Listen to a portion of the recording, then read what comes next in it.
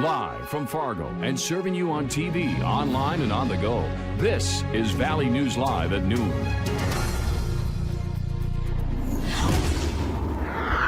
We start with a breaking news alert. The Catholic Diocese of Fargo is now identifying clergy members with serious allegations of sexual abuse against children. Hi, everyone, and thank you for joining us. I'm Jordan Schreier. In total, that list has 31 names, with 19 of them belonging to the Fargo Diocese. Valley News Team's Joshua Piguero joins us in studio to break down that list. Joshua? Jordan, the Fargo Diocese searched more than 1,000 files and put together a list of religious leaders accused since 1950. The diocese says all 31 names are substantiated allegations, meaning that they believe the abuse did occur. All of them have either died or no longer work for the Roman Catholic Church. 19 were either priests, deacons, or bishops at Fargo's diocese when the alleged abuse happened. The rest were not members of the diocese, but were serving here when the incidents occurred. According to the Fargo Diocese, most of the sexual abuse of minors occurred during the 1970s, with nearly 40 substantiated allegations. I'll have more on this at Valley News Live at 6. Jordan?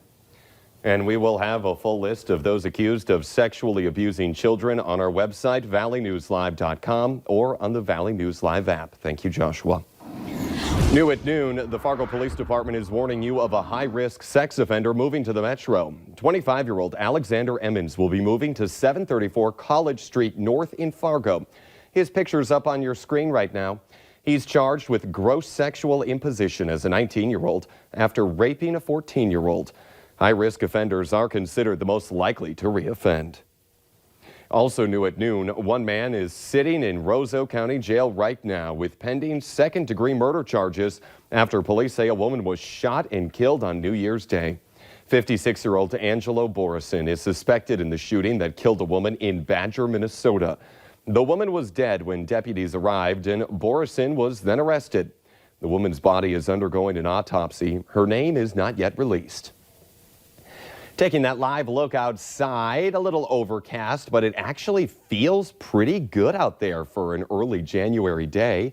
For what we can expect in our forecast on this Thursday, let's check in with meteorologist Lisa Green. Yes, not bad at all. Temperatures into the 30s in some places this afternoon in the south and up toward Grand Forks. It's 30 degrees there, 31 in Fargo, and at the freezing mark in Wahpeton and in Jamestown at 32 degrees, and all of us at least in the low 20s. So it's been a mild start to the day today, and we continue that trend heading into the afternoon.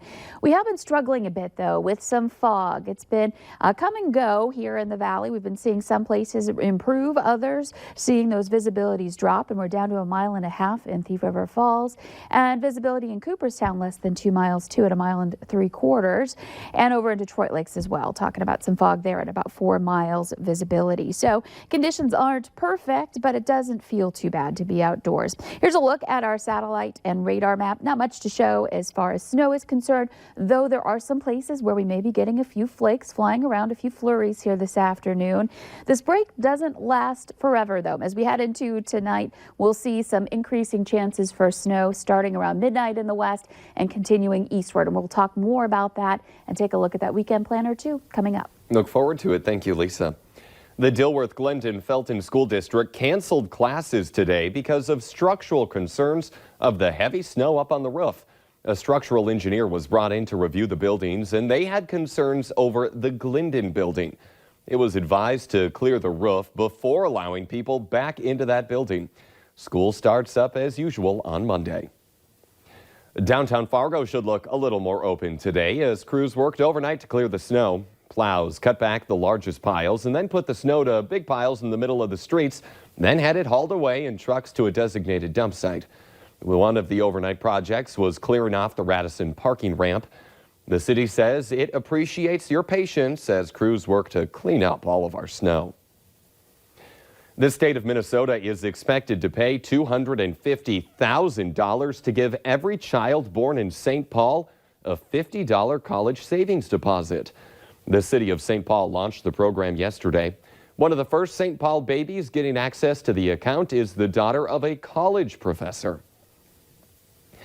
Another candidate for the Democratic nomination in the upcoming election has dropped out of the race.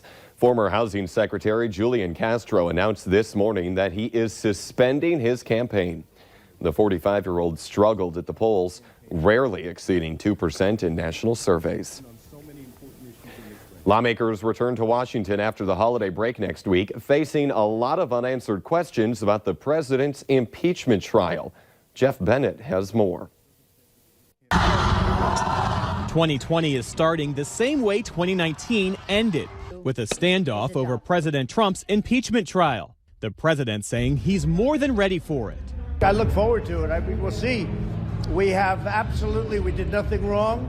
All you have to do is read the transcripts. Mr. Trump's personal attorney, Rudy Giuliani, now saying he'd be willing to participate. I would testify, I would do demonstrations, I'd give lectures, I'd give summations, or I'd do what I do best, I'd try the case. I'd love to try the case.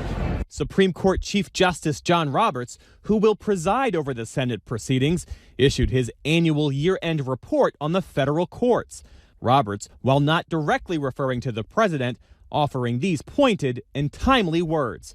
We should reflect on our duty to judge without fear or favor, deciding each matter with humility, integrity, and dispatch. With the impeachment trial expected to begin later this month, Republican Senate Majority Leader Mitch McConnell and top Senate Democrat Chuck Schumer are currently locked in a sparring match over what it will look like.